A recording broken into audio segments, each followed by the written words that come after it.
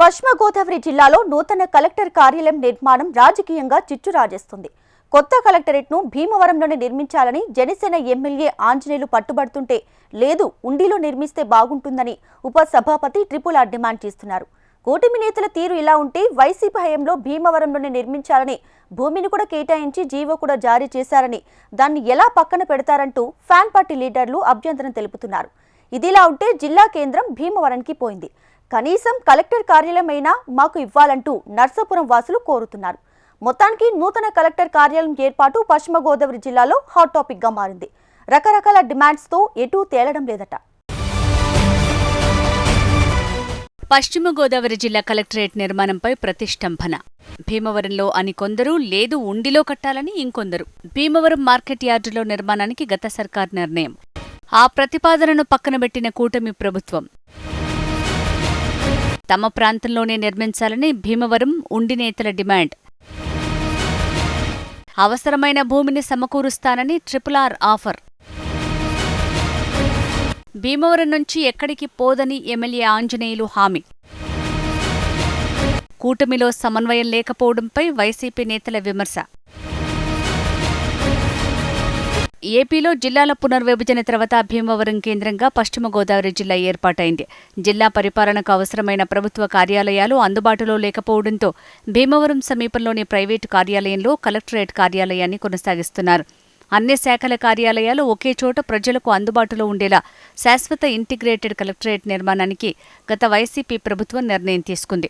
ఇందుకోసం భీమవరం వ్యవసాయ market committee యార్డులోని 20 ఎకరాల స్థలాన్ని ఎంపిక చేశారు అధికారులు. ఏఎంసీకి సంబంధించిన భూమిని మార్కెటింగ్ శాఖ నుంచి రెవెన్యూ శాఖకు బదలాయిస్తూ 2023 మార్చి 24న జీవో జారీ చేశారు. ఈ మేరకు సబ్ రిజిస్టర్ కార్యాలయంలో మార్పులు చేసి 80 కోట్లతో ఇంటిగ్రేటెడ్ కలెక్టరేట్ భవనాన్ని నిర్మించేందుకు టెండర్ల ప్రక్రియ పూర్తి చేశారు. అయితే ఎన్నికల కోడ్ రావడంతో నూతన కలెక్టర్ కార్యాలయ నిర్మాణ పనులు ఆగిపోయాయి. ఆ ఎన్నికల్లో వైసీపీ ఓడిపోయి కూటమి అధికారంలోకి రావడంతో జిల్లా కలెక్టరేట్ నిర్మాణం విషయంలో ప్రతిష్టంభన నెలకొంది.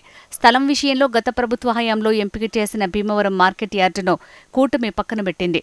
తాము ప్రతిపాదించిన చోటే కట్టాలని ఇటు భీమవరం అటు ఉండి నేతల మధ్య భిన్నమైన వాదనలు వినిపిస్తున్నాయి. ఫలితంగా కలెక్టరేట్ నిర్మాణంపై ఎటూ తేలటం లేదట.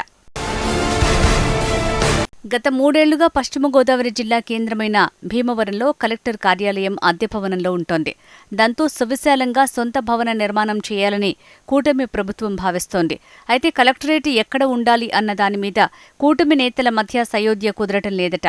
భీమవరంలో కలెక్టరేట్ నిర్మాణానికి సరిపడా భూములు లేవని, భీమవరం ఉండే సరిహద్దు ప్రాంతంలో 4 ఎకరాల భూమి ఉందని, దాంతోపాటు కలెక్టరేట్ నిర్మాణానికి అవసరమైన భూమిని సమకూరుస్తానని ఉపసభాపతి రఘురామకృష్ణంరాజు ఆఫర్ ఇచ్చారు. కలెక్టర్ కార్యాలయం ఇటు ఉండి ప్రాంత వాసులకు దగ్గరగా ఉండేలా ఆయన ప్రయత్నంగా తెలుస్తోంది. అయితే దీనిపై భీమవరం ఎమ్మెల్యే ఆంజనేయులు కౌంటర్ ఇచ్చారు.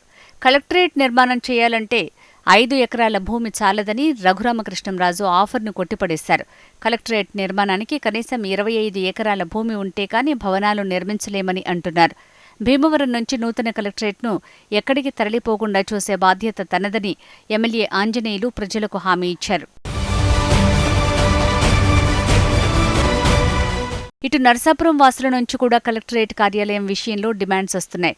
బ్రిటిష్ కాలంలో నర్సాపురం కేంద్రంగానే పరిపాలన సాగిందని, పరిపాలనకు అవసరమైన భవనాలు కూడా ఇక్కడ అందుబాటులో ఉన్నాయని అక్కడి ప్రజలు అంటున్నారు. ఎలాగూ జిల్లా కేంద్రంగా భీమవరాన్ని ఎంపిక చేశారు కనుక జిల్లా కార్యాలయాన్ని ఇక్కడ ఏర్పాటు చేస్తే బాగుంటుందంటున్నారు.